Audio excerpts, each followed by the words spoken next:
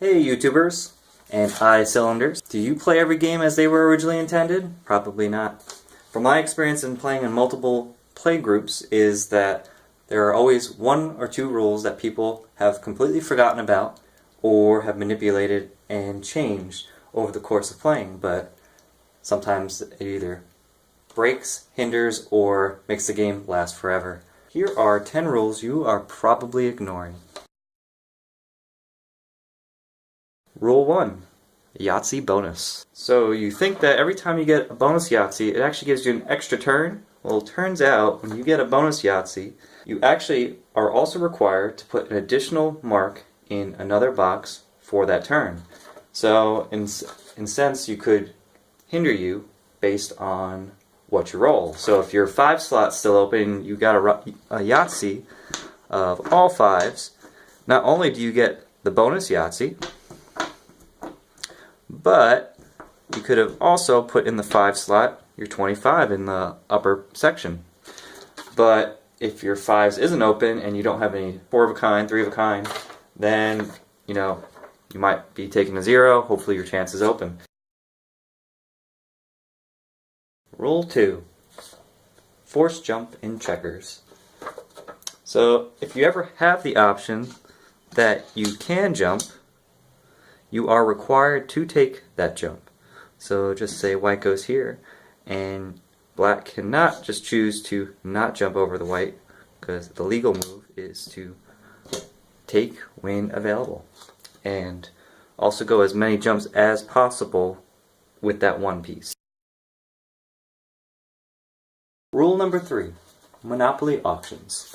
So if you're playing Monopoly, you're probably already losing. This game is not that great or fun, but some rules that people always neglect. If you roll the dice and land on a property, just say on the Pennsylvania Railroad, and you choose not to buy it, the property actually goes up for auction instead of passing the opportunity to buy the property. What that means is the bank controls the property and sells it to the highest bidder, which all players are a part of the auction, and it ends when nobody wants to outbid the next. This helps prevent people from hoarding money, also forces people to buy the properties, and make sure that everything is bought up really early in the game. Lots of times when I've played with other players, they just pass up the opportunity and don't think that it's up for anyone else. There's more rules, definitely, that people break on this game, but I'm just concentrating on one for this video. Rule 4 is Uno's +4 wilds. You probably thought the wilds were the ultimate cards, but there are actually some limitations to the wild +4. Whenever you play the wild +4, you must have no other card in your hand that matches the current color. So even though I have a 4 in my hand that could be played on top of that 4, it does not have to be played because it doesn't match the color. So a legal move to play the +4 would be then. This is also true for word cards. This is also true for +2 cards. So even though I have a +2, I do not have to play it because it doesn't match the color, which would make this +4 a legal move.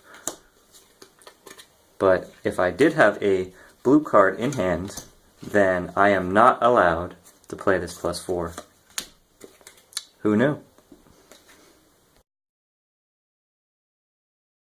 Rule number 5. Chess castling. Castling can be confusing at times, I know, but there's some people who think that the king castling on the queen's side gets to go all the way next to the rook and then move the rook over. Or possibly there's a check somewhere in between while he's going through it, but he can neglect that because he's not ending on that space. But most of that's wrong. If the king is in check or will move through a space that would be check, it is not a legal move.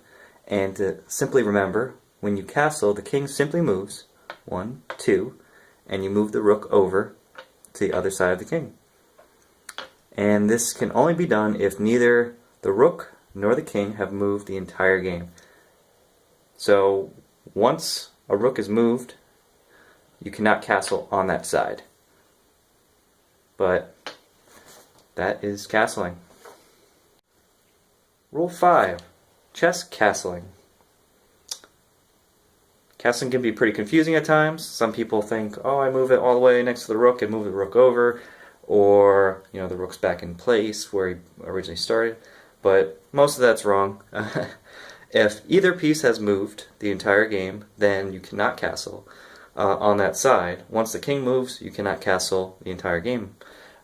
So the simple way to remember is the king moves an additional space while castling as long as both pieces have not been moved the entire game.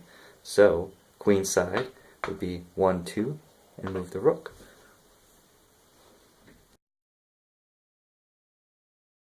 Rule 6, pandemic, more than one color in a city. So instead of setting up the whole board, I just did a quick, put a couple pieces out. But you know how to make pandemic harder? Follow the rules to a T. So in a city like Madrid, if an outbreak occurs on a border city, the color transfers a lovely block of the same color to all its neighboring cities. So that makes the game a lot harder when you start running out of cubes real fast. So in this instance, just say Madrid outbroke, you actually add a blue block to Sao Paulo, Algiers, and the New York, London, Paris. So that makes things a little bit harder. On a side note, if there are already, just say, 3 yellow blocks in Sao Paulo, even though the blue block comes onto it, it does not cause another outbreak because it is of a different color. This is pretty common in Madrid, also in San Francisco, and Los Angeles. The most I've ever seen is 3 colors on one city. It's very possible that you can get 4, maybe even a 5th if you're playing with the expansions. I've never seen it, but definitely possible. Rule 7. Settlers of Catan, the robber. I know a couple fanatics of Catan, and they buy accessories and decals and stuff for this game, and I found that if you're that into this game, you're probably playing it wrong. One such person thought that placing the robber onto a space not only stole a resource from a surrounding player, but thought that it would steal the other resources directly into the person who placed the robber's hand. So, in turn, gaining X amount of cards every time this 5 is rolled to the person who placed the robber. Not only would that be so overpowered that people would be just scrambling for knight cards all the time, that this would break the game.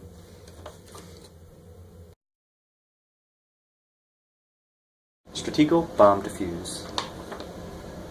Did you just sacrifice a scout to defuse a bomb on the battlefield?